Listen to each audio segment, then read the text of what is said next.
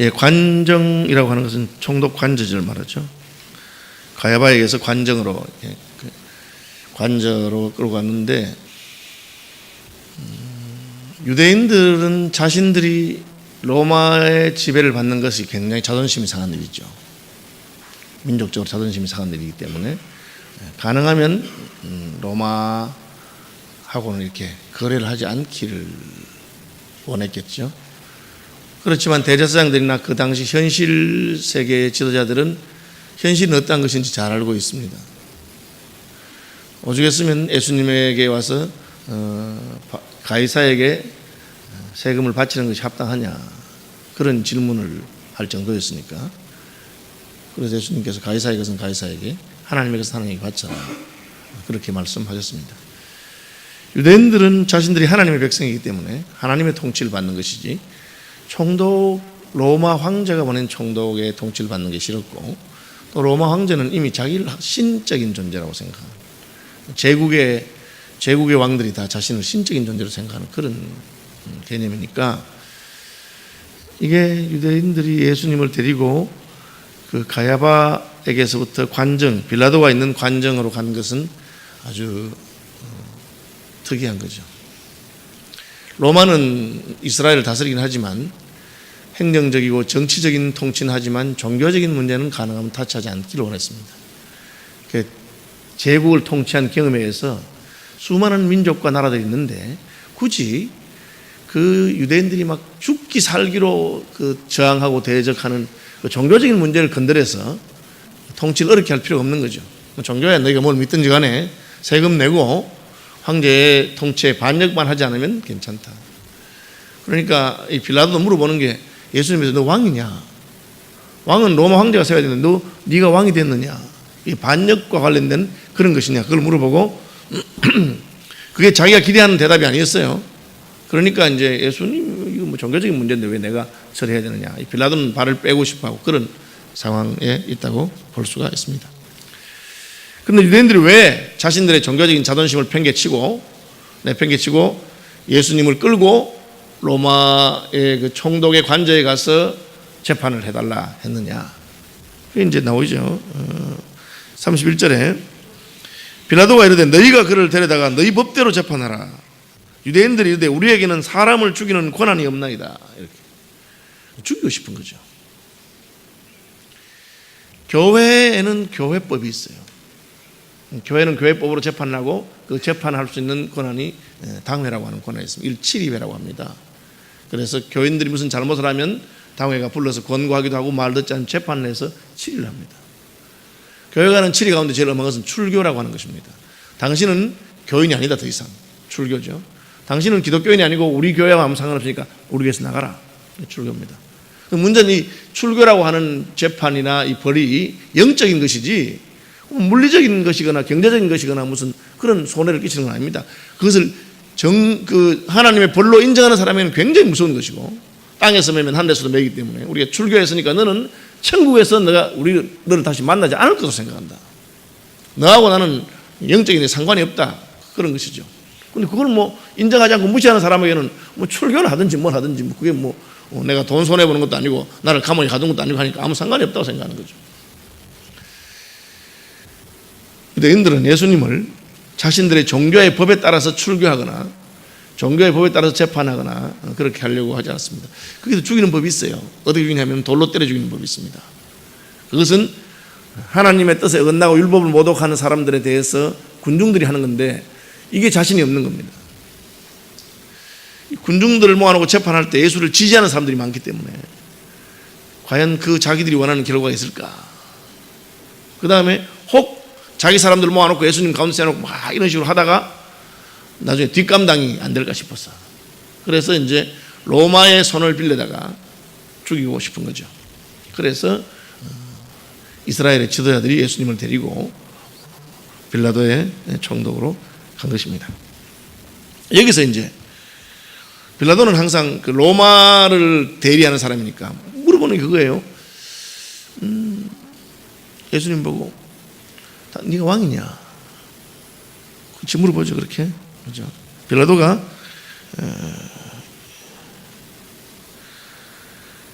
내가 유대인이 왕이냐? 33절. 이게 빌라도가 다시 관정에 들어가 예수를 불러 이르되 내가 유대인이 왕이냐? 이렇게 물어봅니다.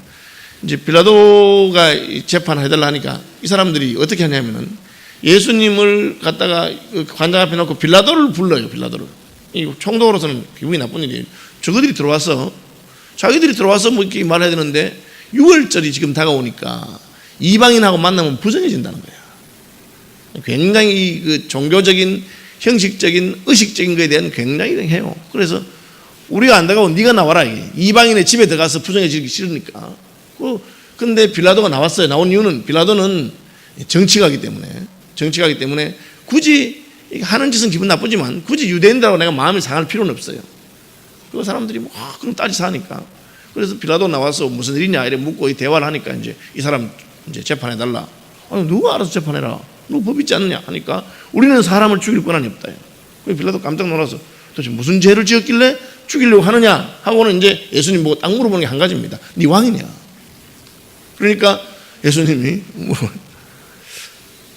누가 날 들어 왕이라 하더냐? 네가 그냥 물어보는 말이냐? 저 사람들이 말하더냐? 그래 물어본 거예요. 그렇죠? 그러니까 빌라도가 또 대답해라. 네가 왕이냐? 너희 나라 사람들이 너를 내게 넘겼느니라. 이게 뭐냐면 반역이 났다는 거예요. 반역이. 아니, 왕인데 자기 백성과 자기 백성의 관리들이 이스라엘에 하나님이 세우신 직분이 제사장이잖아요. 자기 백성과 자기 백성 관리들이 하죠. 제사장이 왜 중요하냐면은 이 혁명이 일어나거나 쿠데타가 일어날 때 그 제사장이 누구 편에 붙느냐 굉장히 중요합니다. 다윗 왕의 아들 그 압살롬이 반역을 일으킬 때 제사장이 누구 편에 드느냐에 따라서 그 제사장 그룹이 두 개 딱 갈라졌어요. 압살롬 편에 섰던 사람하고 다윗 편에 섰던 사람이 있습니다. 그래서 압살롬 편에 섰던 사람들은 나중에 다 죽게 되죠. 그러니까 이게 지금 제사장들하고 백성들이 몰려와서 이 사람을 죽여달라 하는데 왕이 자기 왕이라, 자칭 왕이라 뭐 그렇게. 그러니까 예수님이 이 말씀하십니다. 내 나라는 이 세상에 속한 것이 아니니라. 이 말로 빌라도는 예수가 정치적인 사람이 아닌 걸 알았어요. 내 나라는 이 세상에 속한 것이 아니라 내가 왕이다. 그렇지만 내 나라는 이 세상에 속한 나라가 아니다. 내 나라가 만약 이 세상에 속한 것이었더라면 내 종들이 싸워서 나로 유대인들에게 넘겨지지 않게 하였으리라. 그건 참 이제 내 나라는 여기에 속한 것이 아니니라. 이제 내 나라는 이게 무슨 말이냐? 이게 오늘 저는 핵심이었어요. 이제 내 나라는 여기에 속한 것이 아니라. 그 전에는 이스라엘 나라가 누구의 나라입니까? 하나님의 나라. 하나님께서 특별하게 세우신 나라입니다. 하나님을 섬기는 법이 어떠하며 사실 이스라엘 나라는 왕도 세우지 않으려고 했어요. 사울 왕을 세울 때 하나님 굉장히 섭섭해했어요. 내가 직접 통치하는 나라인데 뭐 굳이 인간 왕을 세울 필요가 있겠느냐. 그리고 그 나라는 하나님을 섬긴 나라고 그렇기 때문에 제사장들이 힘이 있고 의미가 있는 겁니다.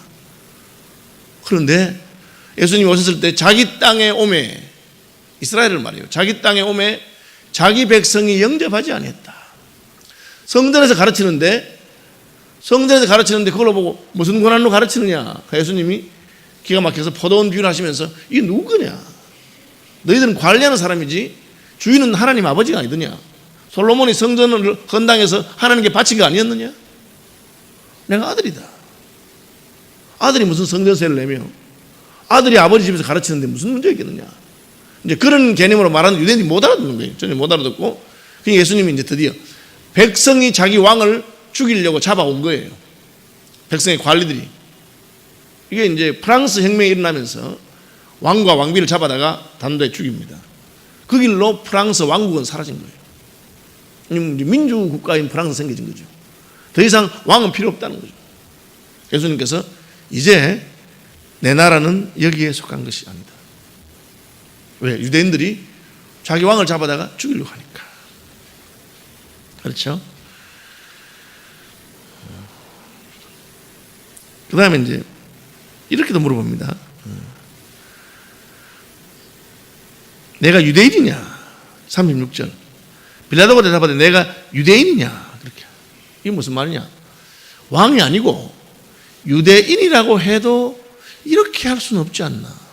자기 민족을 이방인들에게 가서 죽여달라고 하는 것은 이것은 그 예수님을 유대인으로도 생각하지 않아요. 유대인들은 자존심이 강해서 우리 문제는 우리가 해결하지 우리 문제를 다른 사람에게 맡기는 것에 대해 자존심, 사실 그래서 저희 교단이 갈라진 겁니다. 옛날에 교회 문제를 세상 법정에 가져가는 것이 옳으냐,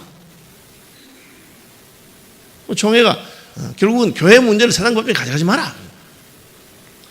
부득이한 경우는 할 수 없지만 그 부득이한 경우는 말은 이제 그 세상과 관련된 부분이 있잖아요. 우리 학교를 운영한다든지 병원을 운영한다든지 병원에 무슨 소송이 붙다든지 이럴 때는 어떻게 할 수 없으니 그런데 교회 안에서 성도들끼리의 문제를 가지고 그걸 세상 법정에 가져가서 하는 것은 창피한 일이라.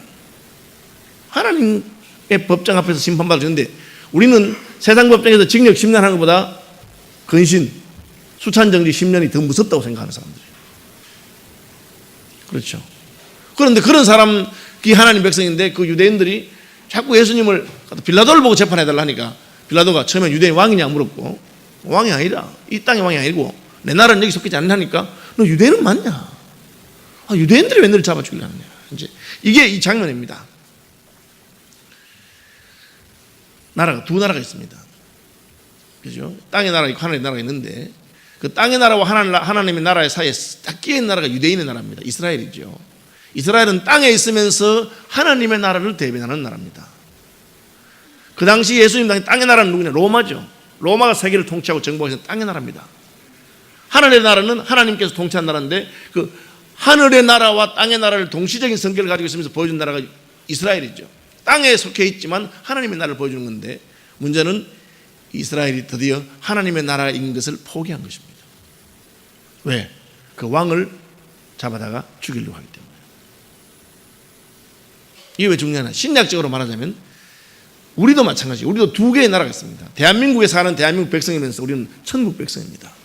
그래서 우리의 시민권은 하늘에 있다고 되어 있어요. 그럼 우리가 천국 백성인 것을 보여주는 이 땅에 속해 있으면서 하나님 나라에 속한 게 뭐냐? 교회입니다. 사실은 신약적으로 말하면 교회가 하나님의 나라이면서 이 땅에 속해 있는 나라입니다. 그래서 교회 안에서는 이 땅에 있지만 이 세상의 법칙이 지배받는 것이 아니고 하나님의 법칙이 지배받습니다.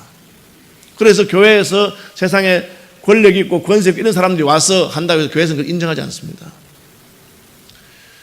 6.25 때 전쟁에 나서 다 피난와서 이승만 대통령이 3.1교회 한상봉 목사님 예배에 참석했는데 그 비서가 대통령께서 인사를 한번 하도록 해달라 하니까 안 해줬습니다. 인사하시기를 원하시면 예배 마치고 나서 대통령이고 자기 백성이니까 그때 하시라고. 그리고 요 위에도 못 올라오겠어요. 요즘은 뭐 윗강단 아랫강단 옛날에는 윗강단에 설교하는 사람만 올라가도록 아랫강단에서 그냥 하시라고 그렇게 했어요. 그 대통령이라 하면 그냥 벌벌 하잖아요. 조찬기도에 가서 대통령이 설교 비슷하게도 말하고 이러는데 그 개념은 다르다는 거죠. 대통령은 이 나라의 왕이긴 하지만 하나님 나라하고 당신하고 관계없는 거다. 하나님 나라에 있어서는 마찬가지죠. 우리 장로교를 시작한 존 낙스죠. 켈빈에게서 배워서 스코틀랜드 장로교를 시작할 때 이제 그 당시에 국가들은 국가교회라 그래가지고 왕이 선택한 종교를 그 백성들이 선택합니다. 그래서 제후나 왕이 개신교를 택하면 그 나라는 개신교 나라가 되고 제후나 왕이 캐톨릭을 택하면 캐톨릭 나라가 되고 그렇게 했어요. 그게 스테이트 처치 개념입니다. 그런데 그것이 처음으로 깨떨어진 것이 스코틀랜드입니다. 종교를 하면서 우리는 왕이 택해서 장로교를 하는 것이 아니라 이게 성경적이기 때문에 하나님께서 기뻐하시기 때문에 성경적인 통치 원리에 따라서 하는 겁니다. 그러다가 영국의 왕이 죽어가는 후계자가 없는데 스코틀랜드 왕이 영국 피를 좀 이어받았어요. 그래서 그 스코틀랜드의 제임스 6세를 영국에서 데려가서 영국 왕도 만들었어요. 한 사람이 두 나라 왕이 된 겁니다. 그럼 제임스 1세가 되고 스코틀랜드 제임스 6세인데 이 사람이 이제 영국 가보니까 영국에는 왕이 최고라. 수장령이라고 해서 교회도 왕이 다스려. 스코틀랜드에는 나라는 왕이 다스리지만 교회는 왕이 못 다스려. 존 낙스는 설교하다가 왕이 앉아있으면 임금님 잘하시라고. 임금님이 이 땅에서는 왕이지만 천국에서는 한 죄인일 뿐이라고. 회개하시고 잘하시라고. 그 꾸준함을 하고 이러는데 잉글랜드 가니까 임금님 다음에 임명받을 그 주교하고 신부 명단인데 허락해 주시지요. 이런 식으로 나오는 거예요. 그 기분이 너무 좋아가지고 스코틀랜드 안 가. 갈 때마다 자존심 상하니까. 주로 잉글랜드 살고 이런 게 생겼어요. 그럼 장로교의 전통이 뭐냐 하면 장로교 전통은 왕이든지 뭐든지 간에 교회 안에서는 한 죄인이고 하나님의 긍휼이 필요한 사람인 거죠. 이게 이제 하나님의 나라와 세상 나라가 이 땅에 있는 동안에 있는 건데 그것을 유대교가 포기한 겁니다. 예수님께서 이제 내 나라는 이 땅에 없다. 유대인은 이스라엘 나라가 드디어 신국 하나님의 통치를 받는 나라에서부터 그 왕인 메시아를 죽임으로 말미암아 세속 나라가 돼버린 겁니다. 세속 나라가. 저는 이게 굉장히 중요한 사건이라고 생각합니다. 오히려 빌라도가 너네 왕이라면서, 이 사람 너네 왕이라면서 너네 왕을 왜 자꾸 죽이려고 하나? 이렇게. 왜 그렇게 했습니까? 자신들의 권력이나 자신들의 것을 지키기 위해서 하고자 하는 것이죠. 유대인의 나라와 하나님의 나라가 분열이 일어난 것입니다. 그리고 예수님은 이제 다른 나라를 세우게 되십니다. 그것이 누구 나라입니까? 하나님의 나라면서 예수님의 나라입니다. 무엇을 통해 세우십니까? 교회를 통해 세우시고 오순절 성령이 강림하면서 이제부터는 하나님이 직접 통치하는 나라가 됩니다. 물론 교회 목사님도 있고 장로 있지 않습니까? 그러나 목사와 장로는 하나님의 뜻을 대변하는 사람이지 자기 통치를 하는 순간에 그 권한은 아무것도 없습니다. 그것은 반역이기 때문에. 목사가 강단에 설교하면서 하나님의 뜻을 선포하지 않고 자기 말을 선포하는 순간에 그런 권한이 없습니다. 당연히 마찬가지고. 그래서 장로교 헌법의 제1조는 뭐냐? 성도의 신앙의 양심의 자유가 있다. 교회 안에 치리회가 있음에도 불구하고 그 치리회가 하나님의 뜻을 따라 하지 아니하고 다른 것을 할 때는 성도는 거부할 권한이 있습니다. 그래서 누구든지 나는 신앙 양심에 따라서 이것이 하나님이 기뻐하지 않는다고 생각합니다. 노할 수 있습니다. 그걸 처음 노한 게 뭡니까? 한국 장로 역사에서 신사참배를 교단 총회가 가결했을 때 많은 목사와 교회들이 우리는 신사참배가 죄이기 때문에 총회가 결정한 것을 거부하고 따라갈 수 없다. 어떻게 하나님을 섬기는 자가 신사에 참배하고 나서 예배를 드릴 수 있겠느냐? 거부한 거죠. 예수님께서 세우신 나라가 이제 시작되는 겁니다. 이스라엘은 하나님께서 세우신 나라죠. 사실은 하나님께서 아브라함을 통해서 주신 약속의 나라고 한데도 불구하고 요한복음 1장에 있는 것처럼 자기 땅에 오매 자기 백성이 영접하지 않았다. 그래서 이제는 영접하는 자고 그 이름을 믿는 자들을 통해서 새 나라를 세우십니다. 우리는 그 새 나라의 백성이 된 것입니다. 그래서 교회는 이 땅에서 하나님의 통치를 보여주는 나라요, 이 땅에서 하나님이 다스리는 나라입니다. 그것이 약간 잘못 가면은 세상의 권력을 가지고 다스리는 것처럼 착각하면 안 됩니다. 교회는 세상에서 볼 때는 무기력합니다. 왜? 그 왕이 로마 총독에 잡혀 죽으니까. 오히려 이스라엘 지도자들은 로마 총독하고 딜링을 합니까? 뭐 이렇게 밀당을 잘해가지고 총독 보고 나오라. 내일 6월절이니까 우리가 못 들어가니까 네가 나와서 우리 말 들어라. 그럼 총독이 나와서 관정 밖으로 나와서 뭘 원하냐 하고 그런 힘의 논리를 가지고 움직이는 것이 세상입니다. 그러면 하나님의 나라는 뭐냐? 의의 논리를 가지고 움직입니다. 내 아버지께서 무엇을 기뻐하시는가? 하나님 원하는 대로 삽니다. 그럼 이 땅에서는 약해 보입니다. 그러나 그리스도께서 약하심으로 죽으셨지만 하나님께서 그를 다시 살리심으로 부활하는 것입니다. 하나님 나라가 저와 여러분의 삶 가운데 이미 와 있습니다. 그리고 우리는 그 하나님 나라를 교회를 통해서 세상에 보여줘야 되는 겁니다. 그러니까 저는 뭐 사회 참여나 이런 것에 대해서 다 인정을 하긴 하지만 별로 조용한 이유가 하나님께서 말씀하시는 너희가 잘해라. 너희가 세상이 무슨 뭐 정의를 행하지 않는다든지 세상이 무슨 이런저런지 물론 그것도 좋습니다. 나라가 바르면 얼마나 좋습니까? 우리나라가 저는 더 공의로운 나라가 되길 바라고 또 공평한 나라고 평등한 나라가 되길 바라고 가난한 사람들이 없는 나라가 되길 바랍니다. 그러나 하나님께서 원하시는 것은 교회 안에는 그런 게 없으면 좋겠다. 교회 안에는 한 사람은 배가 터져 죽고 한 사람은 굶어 죽는 그런 게 있으면 안 된다. 적어도 교회 안에는 약한 자나 강한 자가 다 함께 하나님 앞에서 죄인으로서 섬기고 하나님을 높이는 그런 나라가 된다. 그것이 하나님께서 말하는 것입니다. 그것이 초대교회의 모습이고 그것이 오직 성령의 은혜로만이 가능한 것입니다. 우리는 제도나 시스템을 만들어가지고 복지사회를 만든다고 해서 이 나라가 된다고 저는 별로 생각하지 않습니다. 죄인들이기 때문에 그 제도를 만들어 놓으면 그 제도의 허점을 이용해서 다 그냥 자기 이익을 취하는 사람들이 얼마나 많은지 모릅니다. 나라의 세금을 어떻게든 내가 뜯어먹으려고 하는 사람도 많고요. 그럼 예수님의 나라는 특징이 무엇이냐? 오늘 본문에 보면 내 나라는 여기에 속해 있지 않다. 다르다는 것입니다. 교회가 세상과 달라야 되는 이유입니다. 이것은 예수님이 통치한 나라고, 그래서 예수님을 교회의 머리라고 했어요. 교회의 머리. 교회의 머리가 되신 것입니다. 그걸 위해 죽으신 것입니다. 그리고 부르신 자들이 교회의 몸이죠. 세상에서 속한 나라가 아니기 때문에 땅에서의 성공과 실패는 별로 중요하지 않습니다. 우리가 돈 많으면 좋죠. 높은 자리 가면 좋잖아요. 자식이 서울대 가면 좋습니다. 그런데 안 가도 별로 상관없습니다. 우리는. 가면 좋지만 안 가도 괜찮습니다. 그것이 바울이 말한 것처럼 부요하나 가난하나 큰 차이가 없습니다. 저도 목사지만 맛있는 거 먹으면 좋죠. 그러나 맛있는 거 못 먹고 그냥 소박한 음식을 먹어도 별로 중요하지 않습니다. 왜? 내 나라는 이 세상에 속하지 않았기 때문에 그렇습니다. 우리는 눈에 보이는 것은 잠깐이요, 보이지 않는 것은 영원하다 하는 것을 믿습니다. 이제 다른 걸 보게 된 거예요. 다른 게 참 중요한 게 있는 거예요. 땅에서 있는 모든 것들은 그 영원한 세계를 위해서 바꿀 것입니다. 하나님 나라를 발견한 사람은 자기의 모든 소유를 팔아서 그것을 산다 그랬습니다. 그러니까 나는 하나님 나라에 속한 사람인가? 이 땅의 나라에 속한 사람인가? 그걸 알아요.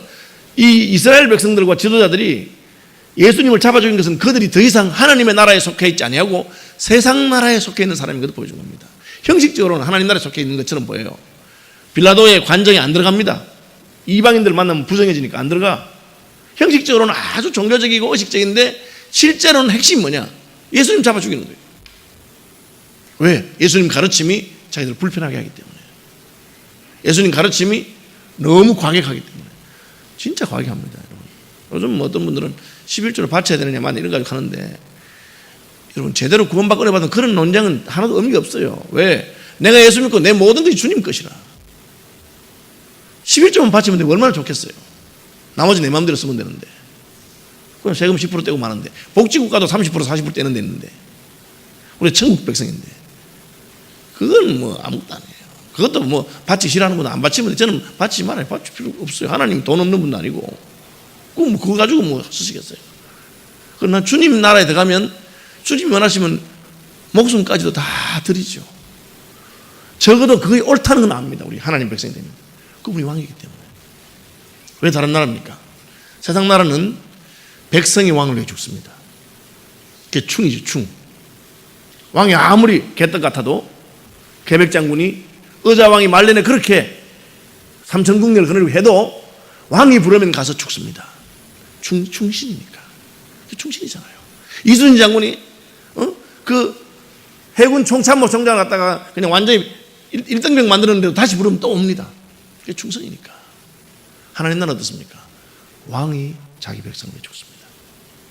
그러니까 우리가 항복하는 거죠. 그런 나라가 없어요. 부하들 다 죽여도 왕은 살려면, 장기판도 그렇잖아. 쫄다 죽여도 그 국리 살아야 되는. 그런데 예수님께서는 내가 내 나라의 백성을 위해 죽습니다. 그리고 자기 백성들의 발을 씻기시면서. 그러니까 우리가 주님 앞에 항복하는, 다른 나라입니다. 완전히. 그걸 알지 못하죠. 우리가 예수 위해 죽는다. 제가 이제 은혜를 처음 받고 나니까 친구들이, 니 미쳤나? 니 예수 믿으면 미쳤나? 제 대답이 뭔지 압니까? 미쳤으면 좋겠다. 내가 못 미쳐서 다행이다. 예수 위해서 미쳤으면 좋겠다. 왜 그런 말 합니까? 주님이 나를 미친 듯이 사랑하시기 때문에. 주님이 나를 자기 목숨을 바쳤는데 내가 뭐가 아깝겠습니까? 여러분, 고난 중간에 주님이 고난당하신 것은 그분이 우리 왕이십니다. 왕이 자기 백성을 위해 죽으신 것이요. 그걸 거부하는 사람은 하나님 나라 백성이 아닙니다. 나를 위해 죽으신 그분의 나라의 백성 된 것을 기뻐하고 감사하고 찬양하고, 나도 할 수 있으면 주를 위해서 목숨이라도 드릴 수 있는 하나님 나라의 백성들이 되시기를 바랍니다.